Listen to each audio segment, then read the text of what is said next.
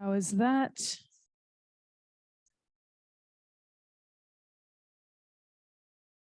Okay, excellent. Thank you. Sounds like we're back on. Yeah, they just said that's better. Thanks, Saf. Okay, so it's also going well? Brilliant. Now I've got to share the screen. You just said it's all good. So I'm going to have to brilliant. Share screen. Host table. The host is stable, participants sharing screens. Am I not the host? We make the main one. How's everyone doing today? Well, actually, while that gets sorted, I do want to quickly start off our session by acknowledging that we're meeting and learning today on the land of the Gadigal people of the Eora Nation. Sovereignty was never ceded. There's been no treaty. I stand here as a beneficiary of that dispossession twice over through both my family lines, first through original settlement and once more through more recent waves of migration.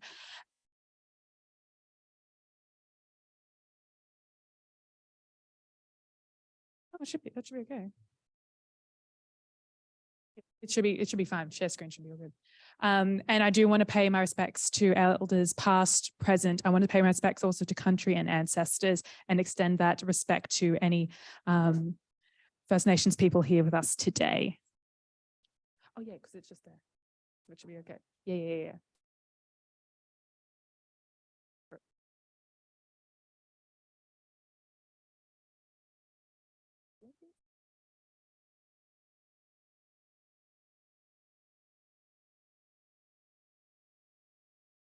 Screen. Yep, and share.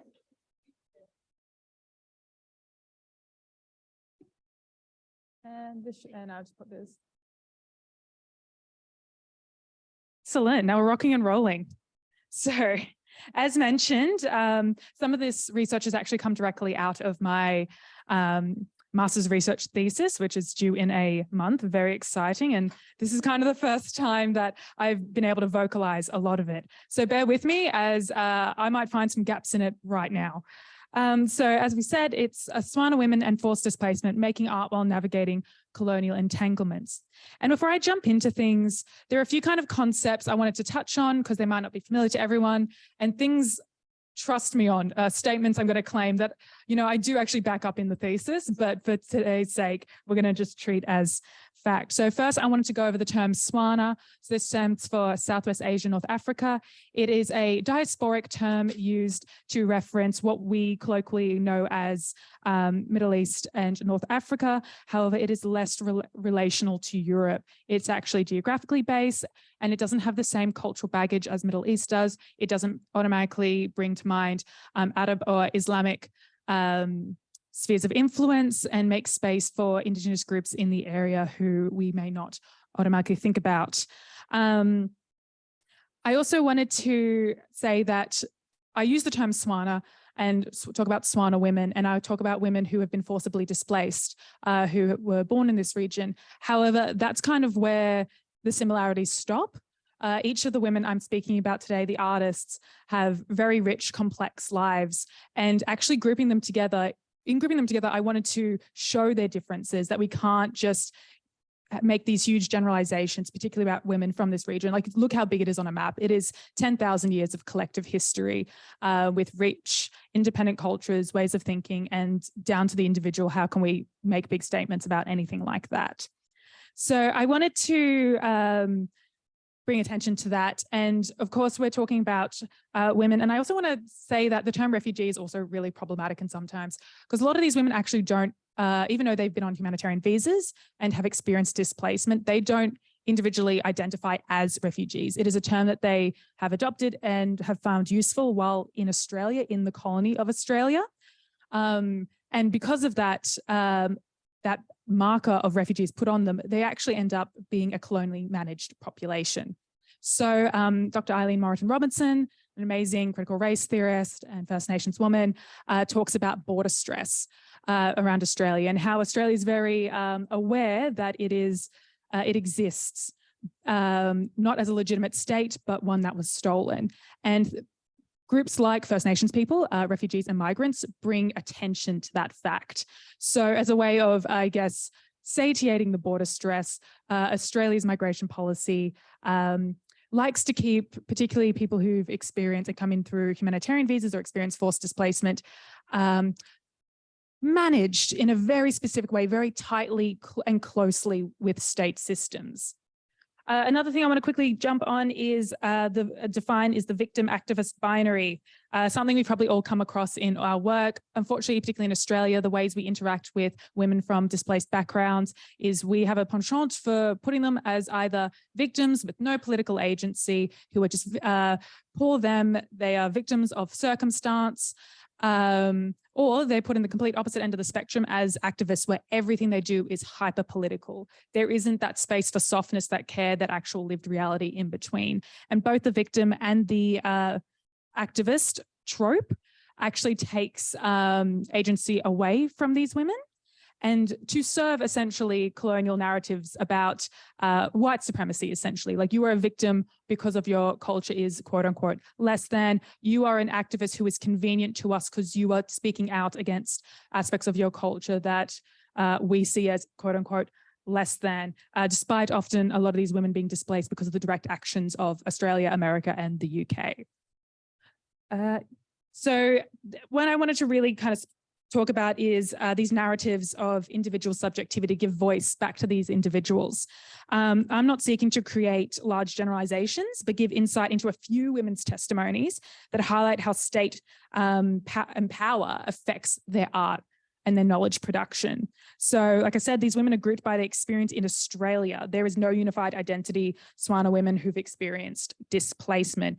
And I use the term the third space to talk about that really middle space beyond the binary and between it. And that's where the site of key relationships and their art production actually happens. So a bit about the methodology. So 18 months of me rocking around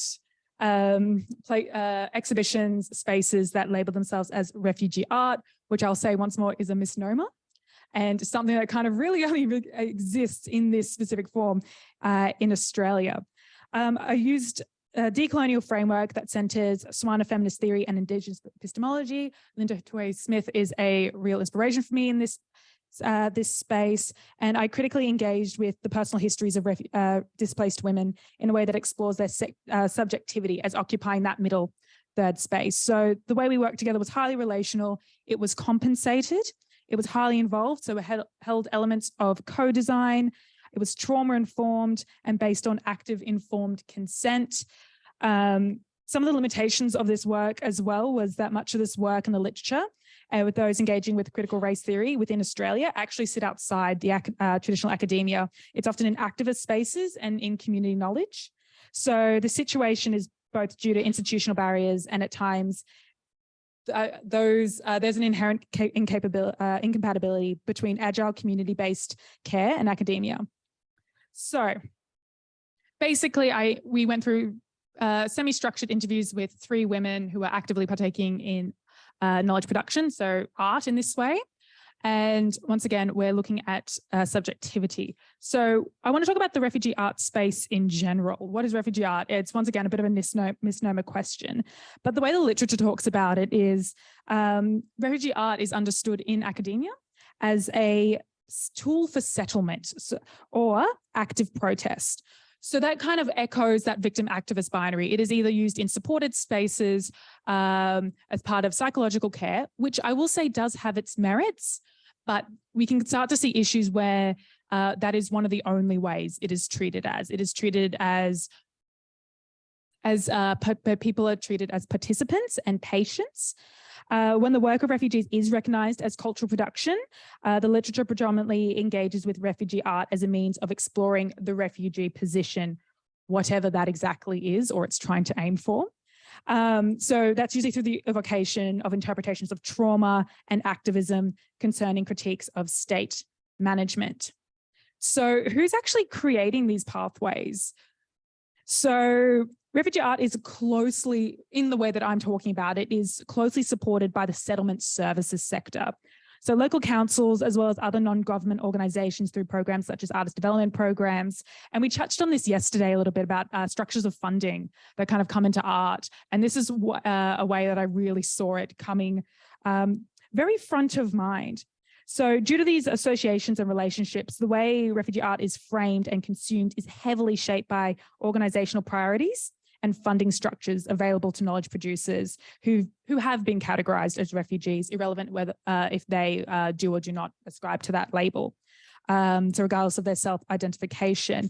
And more often than not, these organizations are the organizations that are supporting them through their settlement. So within the first 5 years, if you enter on a humanitarian visa, if you are fortunate enough to be on a humanitarian visa, you will be supported through your first 5 years through an NGO, a settlement organization. And actually that formal support stops after 5 years as well. And that is only for people who have been granted humanitarian visas. If you're on a TPV or another sort of, or a bridging visa, you actually don't access the same supports.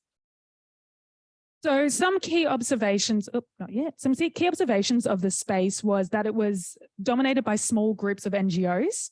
There was a super presence of council. Either it was funded by council, it was in council-owned spaces. We talked yesterday about curation and looking at spaces outside of traditional galleries.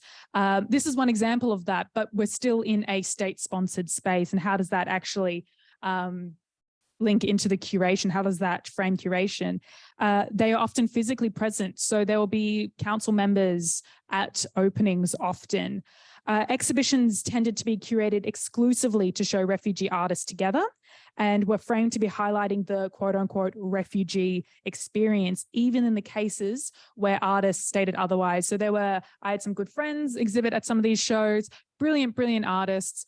And I am aware of the original sort of abstract they put together for these pieces and seeing it curated in a very different way that changed the meaning completely.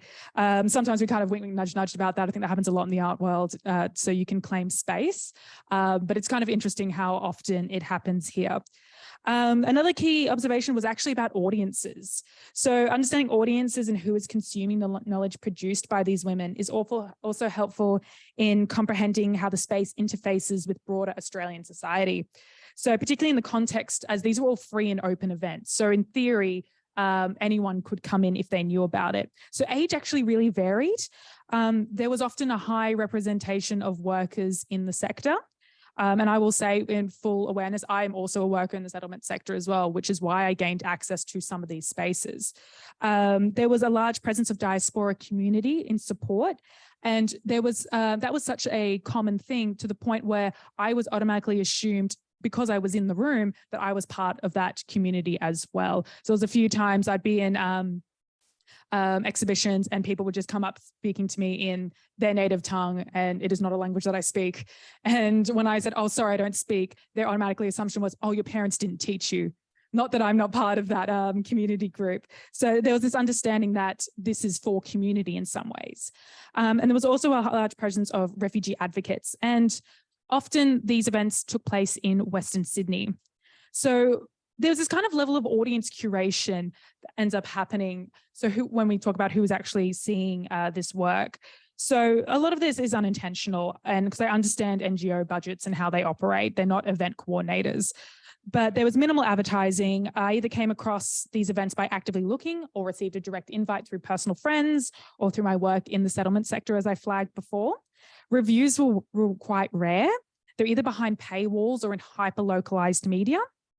And because of location, once again, they're in Western Sydney, which has a higher population of migrant and newly arrived individuals. It's a key settlement area by the New South Wales government in Metro Sydney.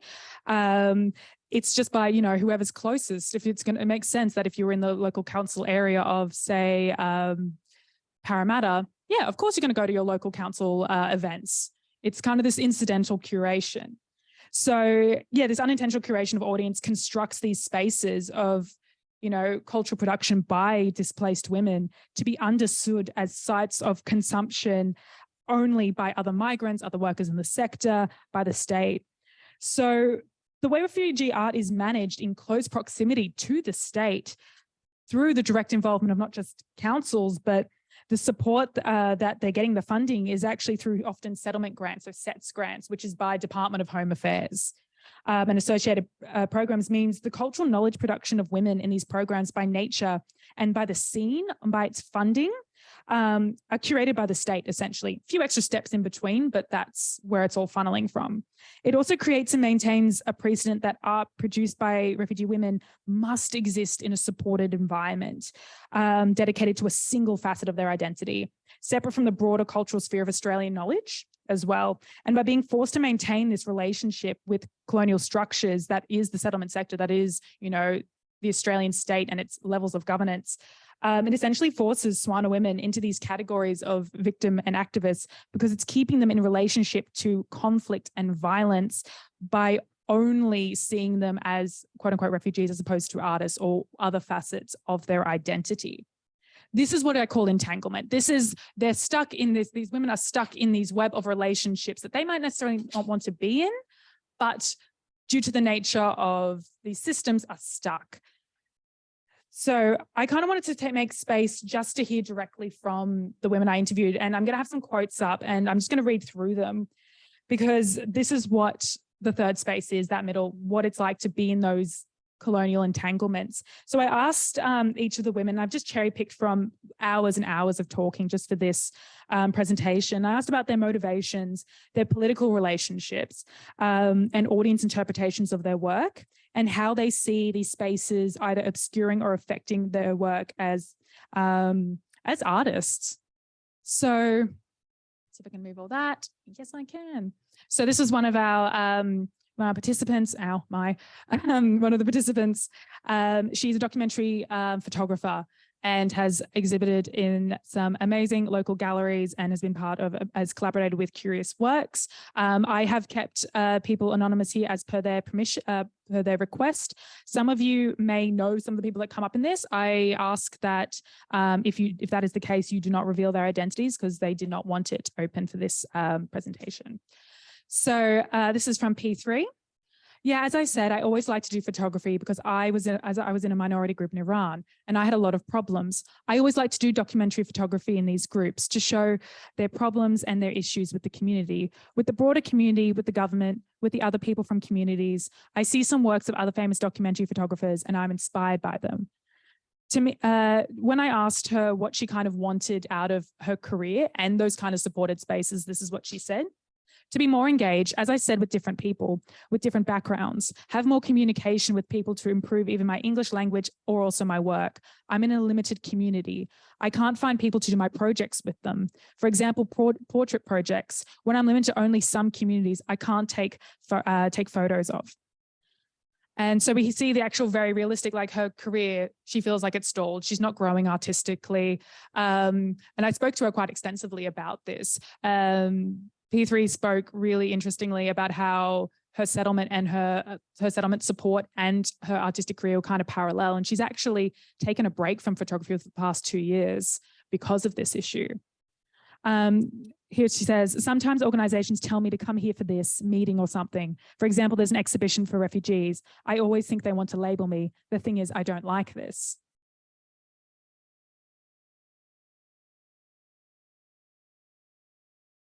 Sometimes I feel as people engaging with me, they encourage me for doing my work, even if it is study or photography job.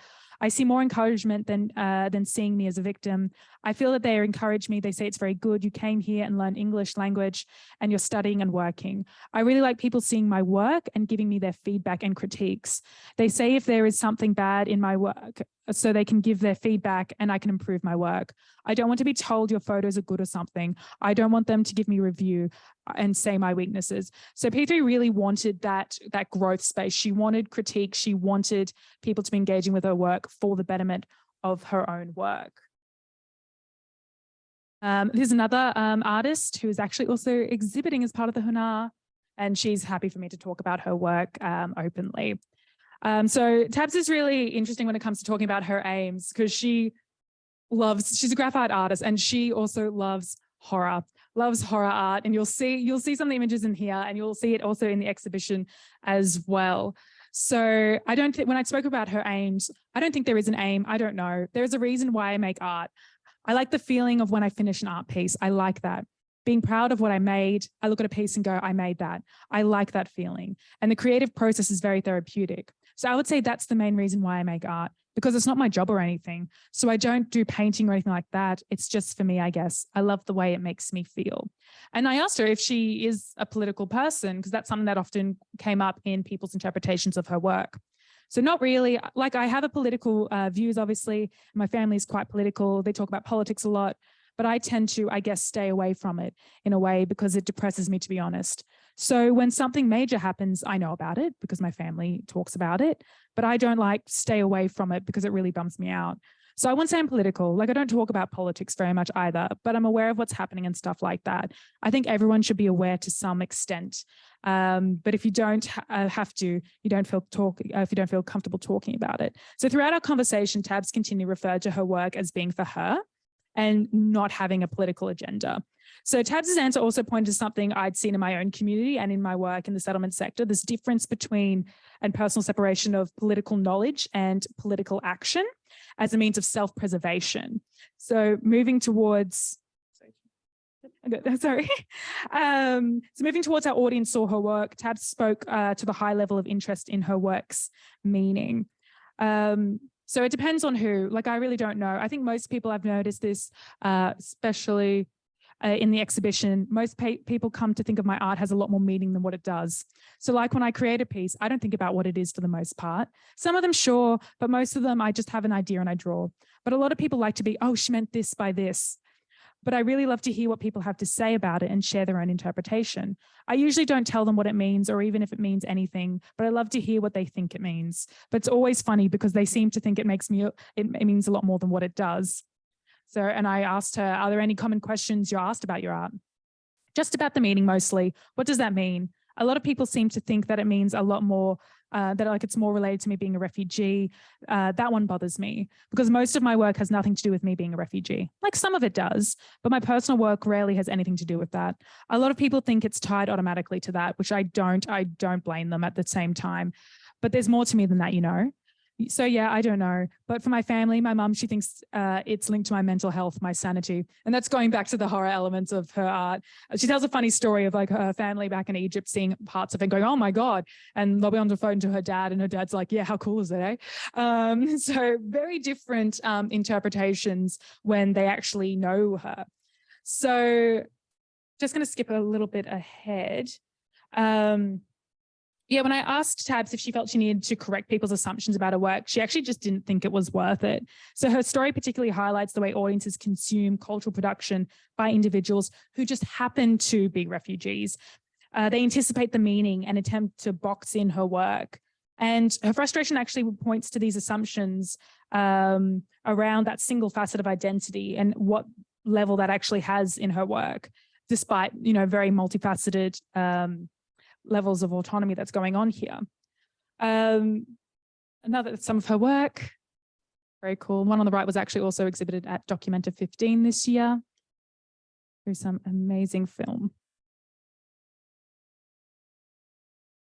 So I spoke to Z, another creator, and the motivations and aims of Z's work were actually a lot more explicit in providing critiques of political life, but specifically in Australia. So she's a comic artist, and although they're heavily inspired by her own lived experience, Z's work extends beyond what an audience would understand as a unique problems faced by refugees. It's more like this is the experience of just living in Australia as someone read as non-white. So I'm a very critical thinker in this society, the way systems operate, and that's what my work's about. It's mainly about Australian society, racism and working conditions. Is that exclusively your experience or ones that you see other people have as well? It wasn't until now my own experiences, but I'm doing this comic about racism, which I interviewed some people on their experience of racism. So it's about their experiences too. And we also spoke quite extensively about how the individual motivations of people within the quote unquote refugee art space really do end up crafting what the space looks like. We talked about how, you know, councils and these organizations, even though they talk about wanting these artists to have a voice and be part of advocacy, they often ignore the actual political baggage that a lot of these people have, as anyone who's exist anywhere has. So they will just group people together just by the idea of, oh, you all had experiences of refugeehood, not actually think about the internal politics of these groups, how they've interacted with each other, even if the individuals have past relationships with themselves. So kind of quickly wrap up, how do they actually navigate this? And that's, I'm gonna leave that up here. So what's ended up actually happening when I talked about how, you know, each of the women navigated this, a lot of them removed themselves from political spaces as self-care. Each of the women spoke to the decision to remove themselves from certain dimensions of the political sphere. There is this emerging difference between political knowledge and political action. So sitting in that middle space of activism and victim, actually even beyond it. There's a self-mediation of these relationships between individuals, state apparatus, and government affairs that can be understood as acts of political refusal, so which Audra Simpson talks quite extensively about. So we can use the idea of this political refusal to understand the way other groups, similar to First Nations people, who face violent management by settler colonial regimes, choose to interact with certain realms of politics where they don't actually get much of a chance to fully reject. How it affects their relationships with agency and organizations managing their settlement journey. And therefore, you know, they have to manage it in a way that doesn't put them at any further risk. Just skipping ahead. And other things as well as like cataloging on their own spaces on social media is something they did, and searching for opportunities on their own to showcase their art elsewhere. So the knowledge production of refugee women, or so-called refugee women, is entangled with systems of management in this context. Systems of management refer, of course, to these relationships between the production, the showcasing of cultural and creative knowledge through settlement services, NGOs, government, as well as the way spaces are created, gate-kept through internal politics and consumed by audiences in a way that inflates the concept of refugee within the women's identities. The knowledge produced by these women, despite the instrumentalization of the space and the dominant narratives around migration and trauma in their work is contextualized within, is shaped in the different ways and assists in the navigation of these spaces. These different interactions with the work, the audiences, and political framings that they find themselves in. That's what actually makes up the third space. And just as I thank you all, I do want to have P3's final quote here, when I asked her about her opinion on politics, and she just says at the very end, "It's not beautiful, I think."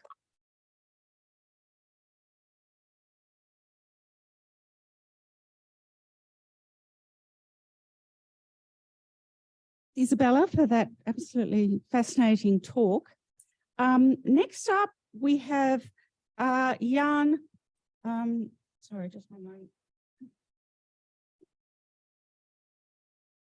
Jan Yalcinkaya, and his talk is called Graphic Politics, Resisting and Community Building Through Comics, Activism in Turkey's Diaspora.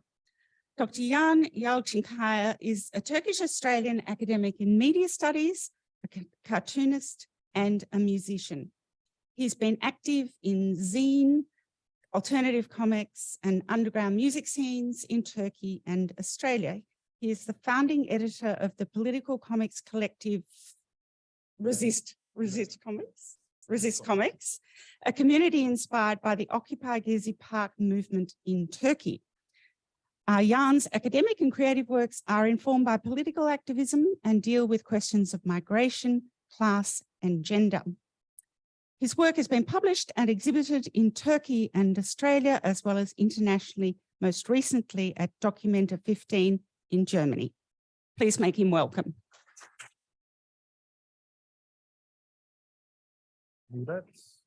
Sorry, I'll take a minute to set up my lights.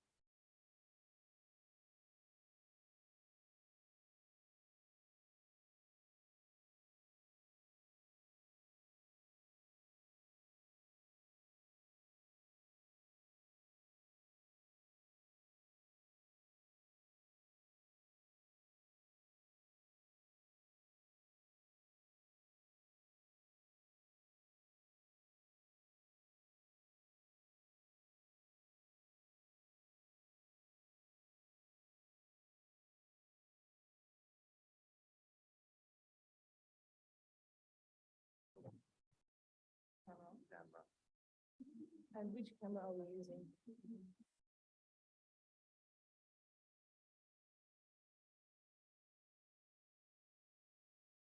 There's no light coming out.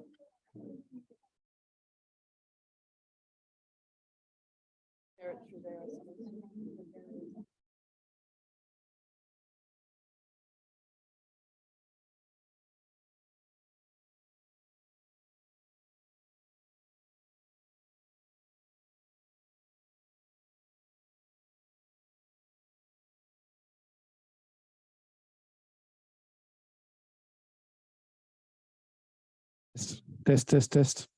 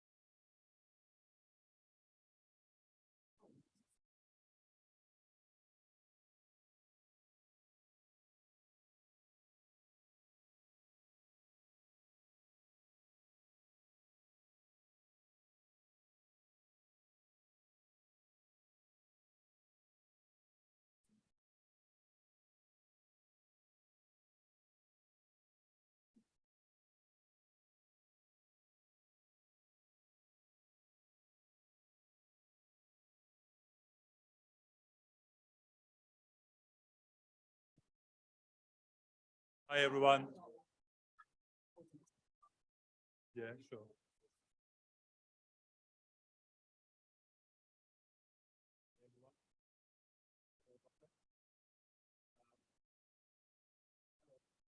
Yeah, thank you, Hunar. This is a wonderful event. I'm really happy to be here today. Not working. It is working? Okay. Well, let us know if there's any problems, people on Zoom. Hello, people on Zoom. Thank you, Izabella. That was a wonderful talk. And thank you for acknowledging country as well. I'd also like to acknowledge the traditional owners of the land on which we gather, the Gadigal people of the Eora Nation. And I pay my respects to elders past, present, and emerging. And I acknowledge that their sovereignty was never ceded. I also would like to acknowledge the Wallamadigal people of the Darug Nation on whose country I live and work, and on which this work was produced. Okay, so today I will talk about a little project that my friends and I did some years ago. And recently this project has been reactivated and we're looking to do some more work in this space. And I'll talk a bit about that later. And I also want to say the image that you see there at the resistors looking at us was made by my friend Pat Grant, who's also a UTS academic, and he's a wonderful artist and graphic novelist.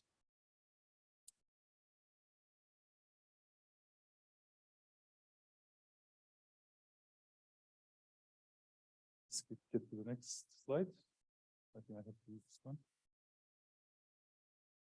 I have to manage, I think, 3 different computers here.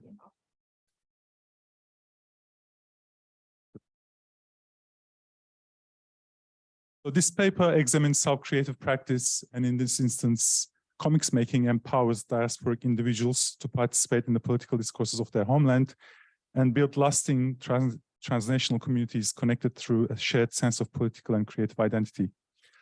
And drawing from in-depth interviews with the core members of the Diren Çizgi Roman or Resist Comics Collective, as well as my own embodied experiences as a writer, artist, and editor in the project, I will argue that engaging in comics activism as migrants helped us claim political agency and assert ourselves as activist citizens through creative practice, as well as reinvigorating our sense of belonging to our homeland.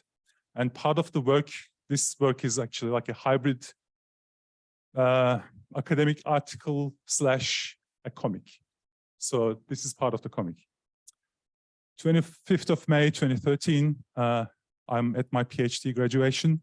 It took me a long while to get to this point, and I was aiming to relax for a while before I embarked on another long project.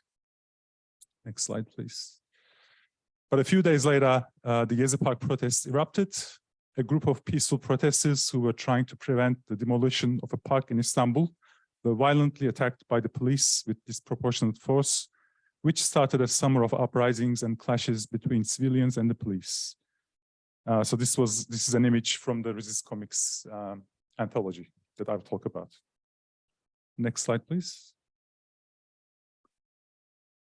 So the large-scale protest movement known as the Gezi resistance that first took place in Turkey during the summer of 2013 and then spread to other countries through Turkey's diasporas garnered both public and academic interest through the creative and humorous ways in which protesters expressed dissent. The protests initially started in response to plans to demolish the Gezi Park in Istanbul to build a shopping mall in its stead.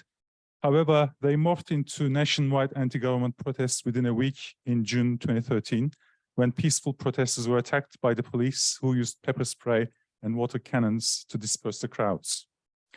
During the months that followed, there was a burst of creative activism that spontaneously emerged through placards, slogans, graffiti, social media posts, as well as songs, photography, videos, performances, mobile games, cartoons, and comics that were aligned with the Gezi spirit. And if we can see the next slide as well, please, which shows some examples of creative activism.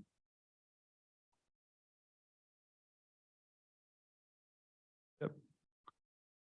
That's it, yep. So the one on the left is actually a kind of reference to the first image you saw in the previous slide, where the police was pepper spraying one of the protesters, who was then known as the Lady in Red, who became one of the symbols of the resistance. And on the right, we see a protester kind of becoming a superhero in his own stead, Captain Kadıköy. And Kadıköy is like a neighborhood in Istanbul. Next slide, please. And another example of a whirling dervish performing at the Gezi Park. Next slide, please. So during that time, I spent many sleepless nights checking social media for news and updates from friends, because as it was happening over there, I was in Sydney on the other side of the world, and I was away from the place of action. And I felt like this sense of anxiety and dread and couldn't sleep, just had to check what was happening, and just felt really helpless. Can I have the next slide? So I went and joined some protests that were happening in Sydney at the time in June 2013, and made some new friends there. But of course, it wasn't exactly the same as being in Turkey and taking part in those protests. And after a while, I started developing this idea of, well, what can we do? Is there a way we can kind of participate in the protest that's not just sort of, coming out in Sydney, quite safe, just saying resist Turkey or no police violence with our placards. There might be something else that we can do. Next slide, please. So that's where the idea of the Resist Comics project came about. I asked a few friends if they would be interested in putting together a comics anthology in response to what was happening in Turkey and what was happening in Gezi Park. And then soon afterwards, we were joined by, academics, writers, artists from different places. And it took us about 1.5 years to put this anthology together, which contains comics by about 30 different writers and artists. So why a comics anthology? Yep, that's okay. Why a comics anthology? What can we do with comics in an activist movement? So I think yesterday, if you were at the session where Bilkis and Safta were talking, Safta was talking about the history of politics and comics and cartooning and how they were they've long been part of political resistance as a medium. So when people think about comics nowadays, they think about, stories about superhumans. We have lots of blockbusters that we see in cinemas that are based on those superhero comics. We think about funny anthropomorphic animals, maybe. But graphic narratives have also dealt with political issues since the inception and been used by artists to critique and respond to a range of social, economic, or cultural events, or to instigate change. So in the Anglo-American world, the so-called underground comics movement of the 60s and 70s gave rise to a generation of cartoonists that were of counterculture groups, closely linked with politics of anti-war and free love and drugs. Through this broader comics movement were born collectives that embraced specific activist causes, such as women's comics, which later changed to women's comics, different spelling, and published 17 issues between 1972 and 1992. Gay comics published 25 issues between 1980 and 1998. Anarchy comics, which published 4 issues between 1978 and 1987. And they were published by feminist, LGBTQ, and anarchist activists, respectively. So in an attempt to form a theoretical framework to analyze comics that are made with an activist agenda, Swedish academic Martin Lund used the term comics activism. Can we get the next slide, please? And another example of, I guess, activist comics anthologies is Occupy Comics, which was also very influential for our own anthology, Resist Comics. And next slide. So, as I was saying, Martin Lund used the term comics activism, which really resonated with us as we, think about Resist Comics. So, according to Lund, comics activism refers to the practice of creating comics in support of or opposition to one side of a controversial issue. And the term activist comics might mean to comics that are created specifically and explicitly to present the creator's given politics on a specific issue. So the different terms, comics activism and activist comics. One that is kind of, the latter is actually foregrounding the creator's own personal agenda, while the former, the comics activism term, foregrounds the cause rather than the creator's own perspective.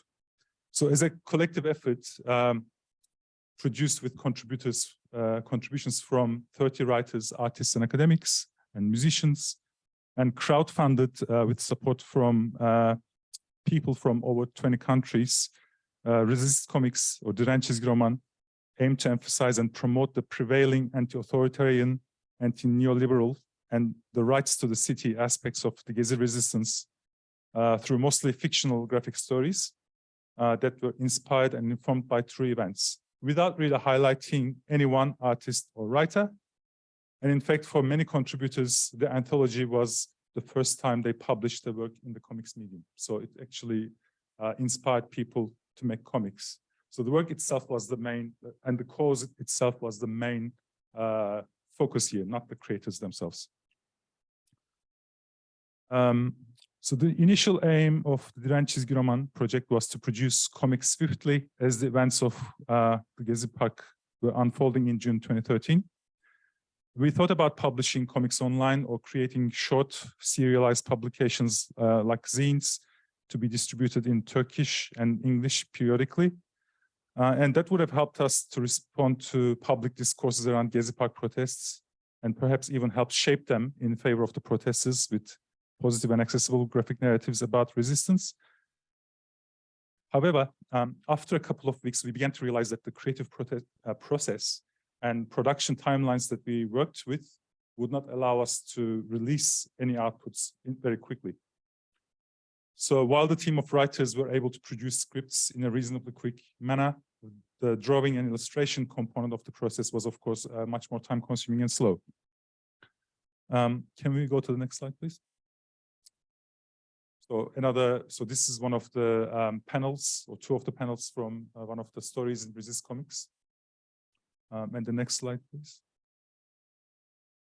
So for those who don't know about Turkey's mainstream comics scene, one of the more prominent formats is like a weekly humor magazine, which is typically a 16-page tabloid newsprint publication, which features single-frame cartoons, comics, and articles by various writers and artists.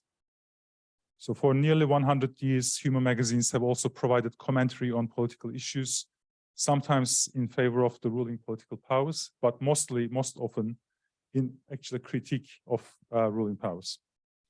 And being published on a weekly basis, humor magazines have always managed to respond to political issues in a timely manner, often dedicating their cover to a cartoon that comments on a prevalent political matter from the previous week. And in this context, at the time of the Gezi Park protests, there were 4 major humor magazines, Leman, Uykusuz, Penguin, and Gırgır, which published cartoons, comics, and articles that heavily criticized the government crackdown on the protesters on a weekly basis, and responding to the events as they unfolded in real time. Can we get the next slide? So it was clear that we weren't going to be able to produce work at the same speed as these humor magazines. There were already publications who were responding to the events in real time. We decided to take our time and create a longer anthology, which would serve as a record of the Gezi Park protests and kind of like a time capsule. And there were other comics made in support of Gezi Park as well. I should acknowledge those as well here. So İsyan or Rebellion by Erkan Yıldız and Arda Güler. And Ya Ameliyatlı Yerime Gelseydi, which is a bit hard to translate. It means what if I got hit where I got my operation or my surgery, which was kind of a slogan making fun of the police during the protests. And that was made by Kemal Gökhan Gürses, writer and artist. And what set apart our comics anthology, Direnç Çizgi Roman, was its collective and international context. So these were made by small teams of 1 person, but we had about 30 people contributing to the anthology. And 3 of those 6 writers, including myself, were part of Turkish diasporas in Germany, France, and Australia in my case. As a scholar and a close friend of mine, Banu Şenay, demonstrates in her work on Turkish migrants in Australia, while there's a lot of literature on the political practices and activities of immigrants in relation to the countries of their origin, they often tend to analyze political affiliations, political organizations, and voting patterns. So the political in the context of those studies becomes a limited concept which relates to parliamentary politics, publics or counter-publics that are based in party affiliations or religious or ethnic backgrounds. So I guess in the sense, Direnç Çizgi Roman is one example of how migrant communities also engage in the politics of their countries of origin beyond voting in elections or organizing on the basis of their political affiliations in the host country through creative practices. Next slide, please. So Nihal Engin Brana, who is one of the writers of Resist Comics, was based in France at the time of the protest. And in my interview with him, he reflected on his decision to take part in the project by saying that he had been away from Turkey since 2007 and lived in several different countries before settling in France, he felt that his interest in Turkey's political landscape and debates had weakened before Gezi protests. He did not feel particularly affiliated with the Turkish diaspora in France or in Europe, but mainly identified as a scientist. The Gezi protest awakened his political interest as images of police violence against peaceful protesters, and in fact against bystanders even, who were not involved in protests, triggered an anger response in him, and he wanted to take some meaningful action. So this was from a story that Engin wrote, which art by Ramazan Abbasoğlu. Can we get the next slide? Yeah. Oh, this is not me, but anyway. And I was in a similar situation as Engin, as I had also been away from Turkey and living in Australia since 2007. And due to the distance and time differences between Turkey and Australia, as well as stress of trying to finish a PhD and raising a young child, I often felt out of loop with politics in Turkey. And what struck me as well was the disproportionate police violence against the protesters. Another writer, Yiğit Kocagöz, was based in Heidelberg, Germany at the time of the Gezi Park protests. And he talked about his sense of isolation and exclusion in Germany prior to the Gezi Park protests. He experienced adjustment issues in Germany and the university he was studying at. And there were not many Turkish people in the city he lived in, and he felt that he did not fit in the German society or in his university community. He also wanted to participate in Resist Comics, not only because he wanted to do something creative in response to Gezi protests, but he also wanted to find a new community and a new sense of belonging with the comics community. And one common theme the three of us explored in our conversations was our distance to the place of action as individuals living abroad. For me, this was a source of anxiety, as I worried about every little detail I put in my scripts, endlessly fact-checking for authenticity. And while a majority of the comics were fictional, the setting and atmosphere of the stories had to be as authentic as possible. And Engin and Yiğit, on the other hand, saw this distance as an advantage, as they thought the distance allowed them to assume the role of a distant observer. Yiğit commented that writing fiction helped him alleviate such anxieties and gave him a bit of freedom and flexibility in his narratives. Engin, for example, wrote a story from the perspective of someone living overseas, observing the events unfolded.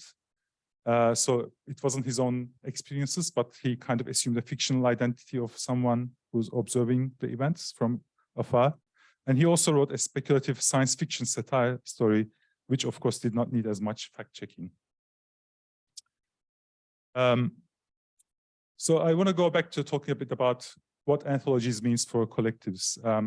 So Brian Norman argues that anthologies create print-based collective spaces. While we were distant from the sites of struggle and resistance in Turkey, the collectivity we nurtured was based on a common activist goal with our collaborators. And it made Resist Comics a safe space for us to explore and test our ideas and stories before they became public.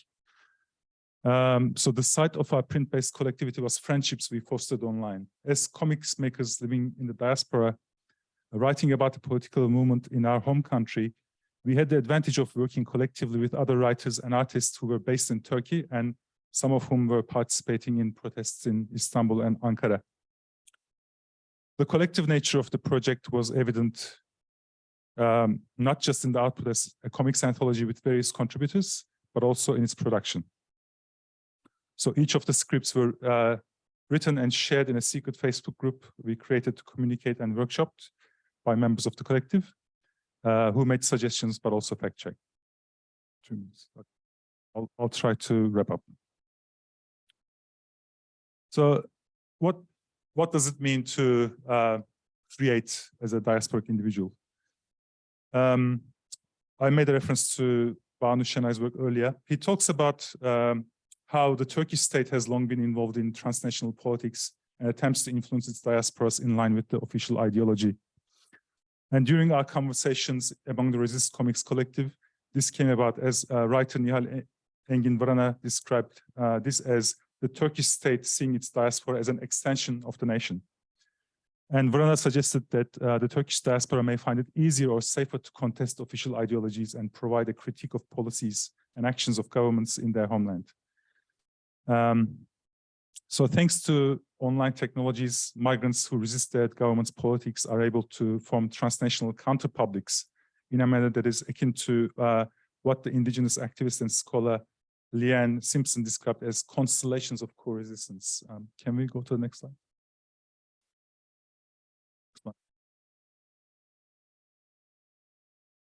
So Simpson is interested in the idea that in the indigenous resistance movements against white settler colonialism may form constellations with other non-indigenous resistance movements who are fighting against the same system in order to organize and mobilize in stronger ways. And this concept has recently been taken up by a group of transnational research collectives, as discussed in a paper called Transnational Research Collectives as Constellations of Co-Resistance, Counter-Storytelling, Interweaving Struggles, and Decolonial Love. So as racist, colonialist, neoliberal, and oppressive ideologies and discourses are built through powerful forms of storytelling, we in disparate collectives also join forces to research, create, and engage in counter-storytelling practices in anti-racism, decoloniality, anti-neoliberalism, and equality for all. So in a sense, Resist Comics, Resist Comics, for the 3 members of the collective that are based in Turkey's diasporas, it became our chance to engage in counter-storytelling practices against official government narratives about Gezi Park protests and form new constellations of co-resistance, both with like-minded creatives in Turkey, but also with Australian writers with similar politics to ours, who also contributed to the anthology with their artworks. And I'll finish on that. Thank you.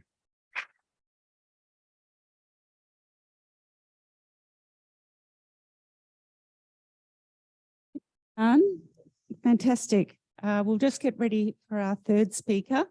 Just while we prepare, just bear with us for one moment, please.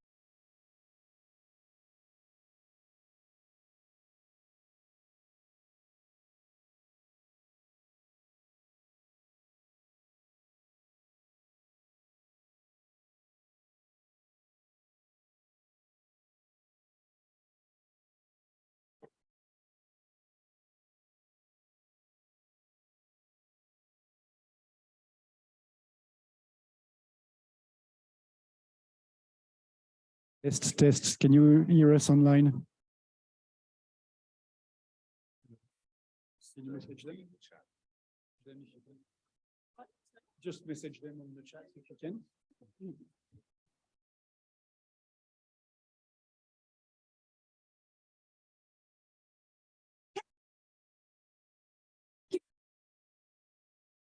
Just a quick message to everyone. We are going to run over time.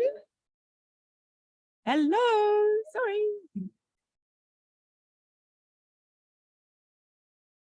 Just to let you all know, we will run over time on this session because we've been delayed by various tech issues. So for Zoomers and people in the room, so we're probably 10 minutes over time. Okay, so our third speaker is Elios Alavi, and his talk is called We Die So That. Elios Alavi is a Titania, Adelaide-based artist and poet whose practices across visual art and poetry address issues around displacement, trauma, exile, gender, and identity. Born in Daikundi province, Afghanistan, Alavi moved to Iran as a child following the intensification of war in his homeland. In 2007, he moved to Australia as a refugee at risk and is currently based in Tanzania. Reflecting on his Hazara background, Alavi uses his particular experiences and contemplations as an epistemological model for the dislocation of peoples. This auto-ethnographic approach offers a representative perspective for other displaced people and contributes to a deepening knowledge of the refugee and migration experience. Please make him welcome. Hello, everyone. First of all, I would like to acknowledge the Gadigal people of the Euro Nation, upon whose ancestral lands we stand. I would like to pay my respect to the past elders, to the elders past, present, and emerging, and acknowledge that sovereignty was never ceded. Given that we don't have much time, which is actually, it's good for me, I don't have to talk much. I'm gonna skip some of the talks and go straight to the main works which I wanted to talk about.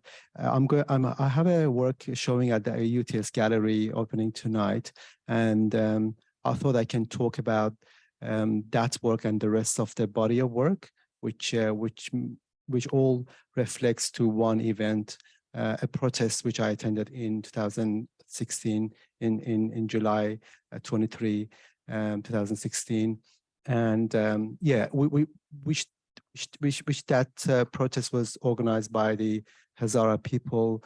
Literally, we wanted electricity in our provinces, and there was a big power plan meant to go passing our provinces, especially Bamiyan province in the central of Afghanistan, but the government delayed it for years and eventually said, oh, we don't want to literally go from this route anymore, and we're going to go from another route, which is already, there was another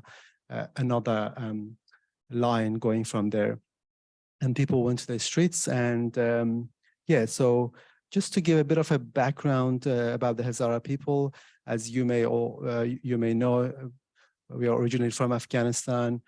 We primarily living in the central region of Afghanistan, known as Hazarajat, and majority of Hazaras are from Shia Muslims, of known as the Dawazda Imami, but amongst us there are people from the Ismaili background and Sunni as well.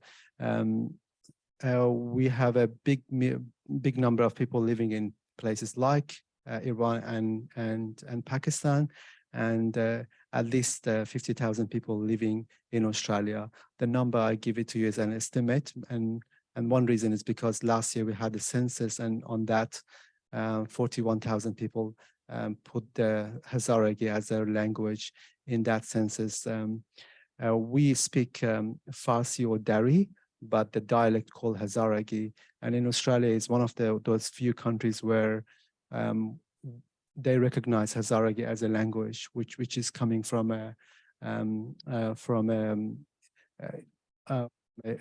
that historic time in 2000, especially in 1999 and 2000, where Hazara people coming to Australia, and they had to, they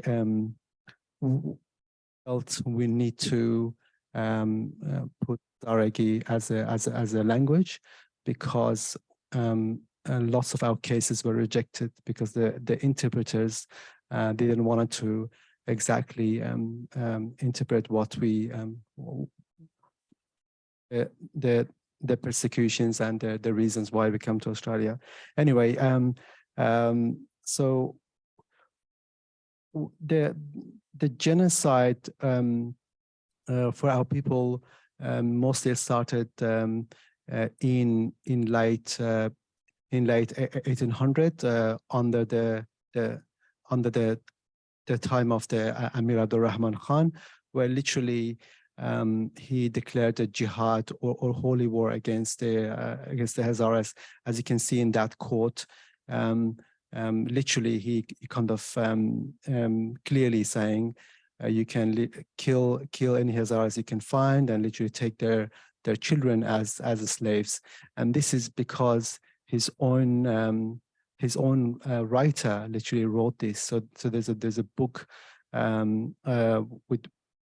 which has different volumes, and it's called Siraj al-Tawarikh, and under his order, all of those details were kept. But the way it's been written, it's in a way to not offend the king. So that's why we have those records. Obviously, lots of them were censored, as the king also massacred lots of the Sufi people, but we don't have in the book. Then I'm going to also mention that Afghanistan is a very multi-ethnic country, multi-religion country. We had a big population of Jews living there, also big population of Sikh and Hindus living in Afghanistan. Sadly, all the Jews left, and the last one left just last year. And now almost only a few hundreds of Sikhs and Hindus are in Afghanistan, which they're also moving to other countries. As far as we believe that the genocide never stopped, and even during the last 20 years, the so-called democracy time in Afghanistan, we still had so many attacks on our people, literally random attacks, where we were, as you can see in this in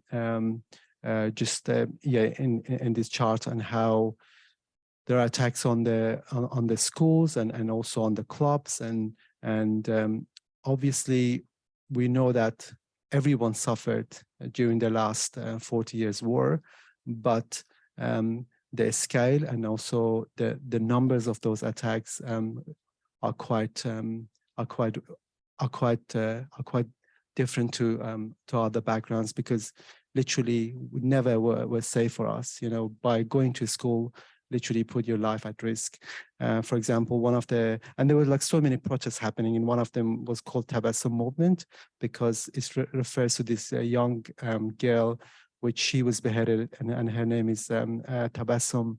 She literally beheaded by the Taliban. They stopped the car and took those who look like Hazaras, or sometimes by your names and the place of which province you come from. Then they find out that you may be Hazara. Literally, in many cases, they kill you. So in this case, they killed Tabassum, and a movement started in 2015. And just after Taliban took over last year, the attacks continued, and the last one was just literally a few weeks ago, where more than 46 girls got killed in a high school, and more than 110 mostly girls were injured. So these are some scenes from that school, which exactly from the same place where the attack happened. So scenes like this is quite common for our people, and one of the things is like we feel literally the mainstream media and also the international community in general, they do not talk about this, and that's like a silent genocide happening for us. These are the pictures which I took in Afghanistan in 23 July 2016, which thousands of people came to the streets, and it was a peaceful protest. And there was so many young people there. And also there was there was a big presence of the security guards. And around 2:30, unfortunately, a big suicide happened. And these are some of the people who lost their life, and I found some of them, and for me it was like what I can do as an artist, and especially an artist who lives outside. It happened that I was on that protest on that day, and I could record the aftermath and also visiting some families.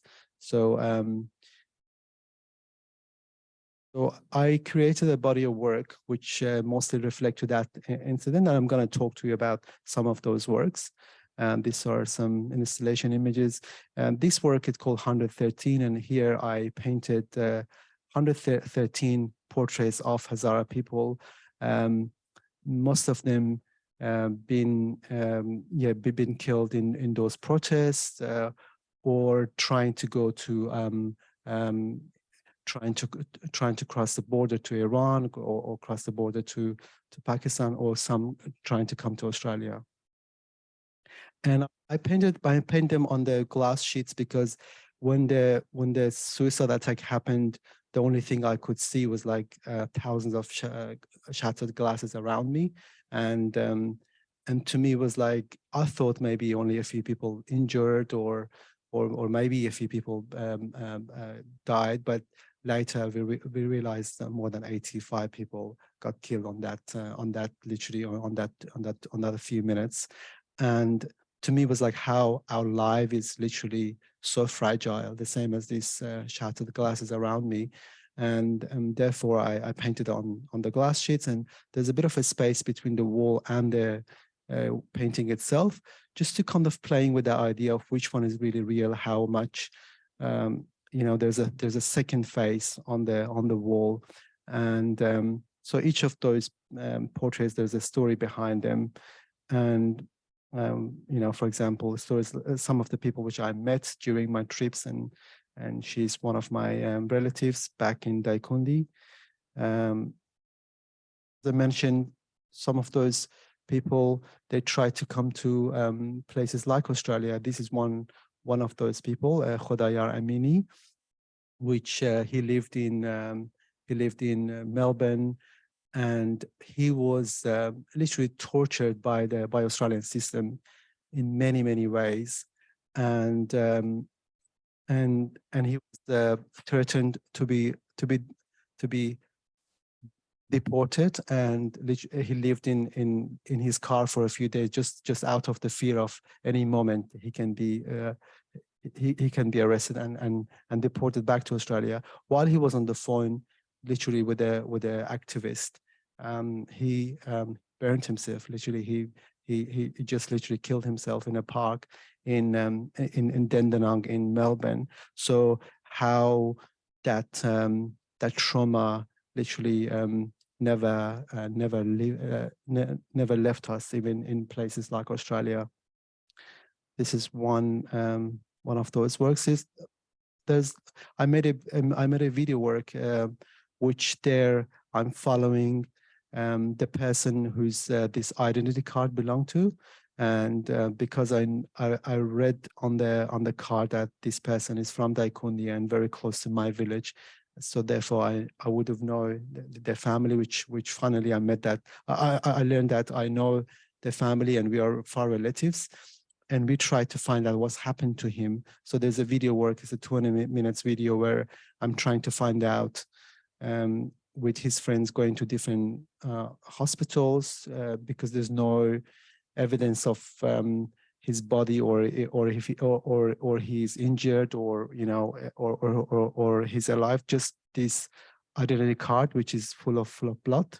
And it took us 17 days to literally find out that the government itself stole the body, literally took the body away because they wanted to show their numbers down. They didn't want to show that the number of the casualties are that high.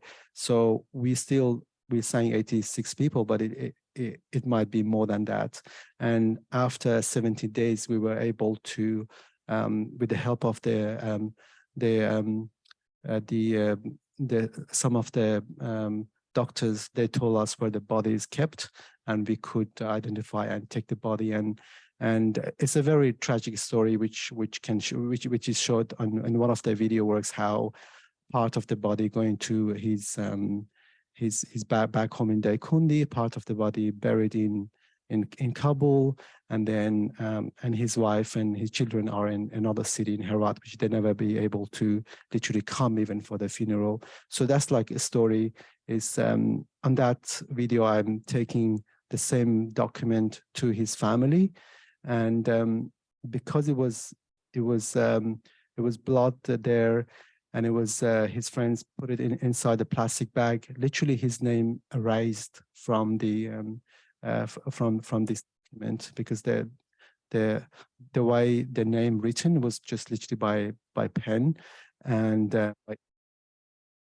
like how our life is like this. You know, your name is there one day, and then literally in 2 weeks is you're not there, and your IDs. There's no name for you there too. So this work I'm showing at the UTS gallery, which talks about this 13 years old boy who also was in the protest and one of the victims, and to me, I was aiming to how to connect such stories, quite horrific stories, to audience who have no ideas, people like in Australia, for example. And one of the connection is how, what things they like. They're a 13 years old boy everywhere. They would love football and they play.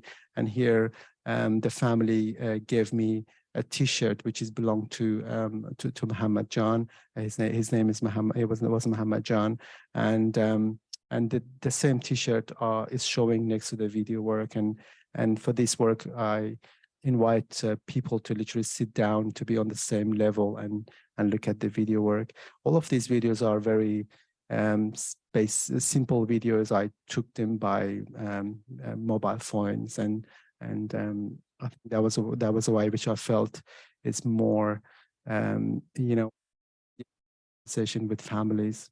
There's another body of work, which is which also talks about the suicide attacks, which made to West, like the Suicide West, and then inside some of the pockets there are pomegranates, and pomegranates refers to a city called Kandahar, which is a very old, historical, beautiful city in south of Afghanistan, but also a stronghold of Taliban, and lots of coming every day to Kabul.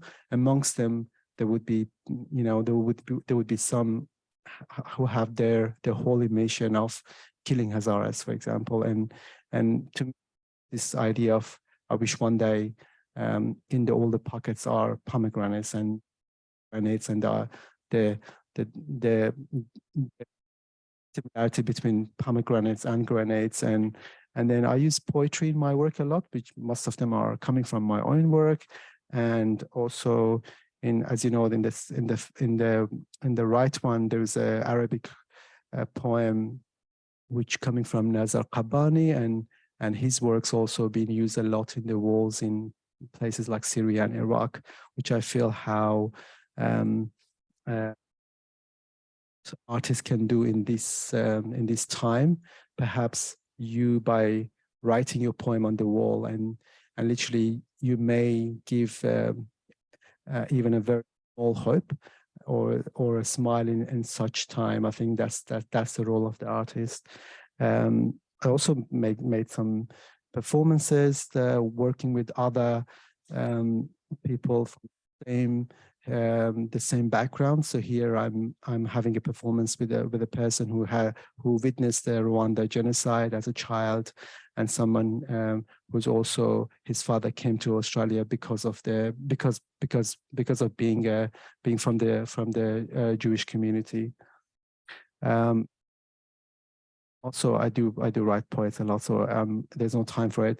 But there's this hashtag called Stop Hazara Genocide, which I will encourage you to just follow it and just like, you know, and learn more about it. So this is my my email address. I'm going to talk a little bit tomorrow about other issues, especially about war crimes in Afghanistan done by Australian Special Force. But thank you, Elias. And be sure to check out Elias John's work in the gallery, as well as several other wink, wink, Mig and Co. other artists in the gallery as well. We have gone over time, which means the next session in the Green Theatre has started. That is the talk with Marcelo Brodsky. He's zooming in from somewhere on the globe. He was traveling, so I don't know where he's landed for this talk, which is why I'm being vague. But yeah, so I think what we might do is head over there.